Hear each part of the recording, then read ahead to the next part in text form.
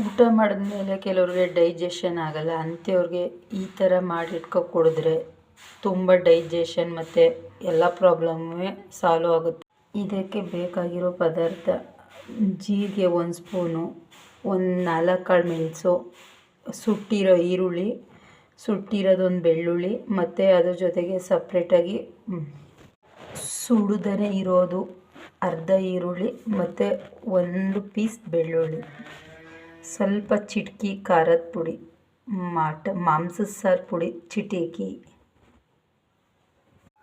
ಹಸು ಆಗಲ್ಲ ಅನ್ನೋರು ಈ ಥರ ಮಾಡ್ಕೊಂಡು 1 ಲೋಟ ಕುಡೀರಿ, ಹಸು ಹೇಗಾಗುತ್ತೆ ಅಂತ ನೋಡಿ. ಮತ್ತು ಊಟ ಮಾಡಿರೋದು ಆರಗ್ನೆ ಆಗಿಲ್ಲ ಅಂದವರು ಇದನ್ನು ಕುಡಿದು ನೋಡಿ, ಊಟ ಮಾಡಿರೋದು ಎಷ್ಟು ಬೇಗ ಆರಗ್ನೆ ಆಗುತ್ತೆ ಅಂತ ನಿಮಗೆ ಗೊತ್ತಾಗುತ್ತೆ.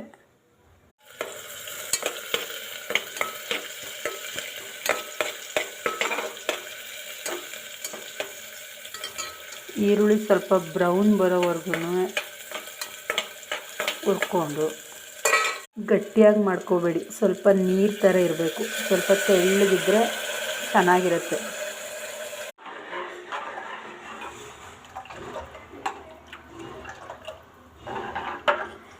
ಇದು ಬಿಸಿ ಅನ್ನಕ್ಕೆ ಹಾಕ್ಕೊಂಡು ಊಟ ಮಾಡ್ಬೋದು, ಮತ್ತು ಲೋಟಕ್ಕೆ ಬಿಟ್ಕೊಂಡು ಕುಡಿಬೋದು.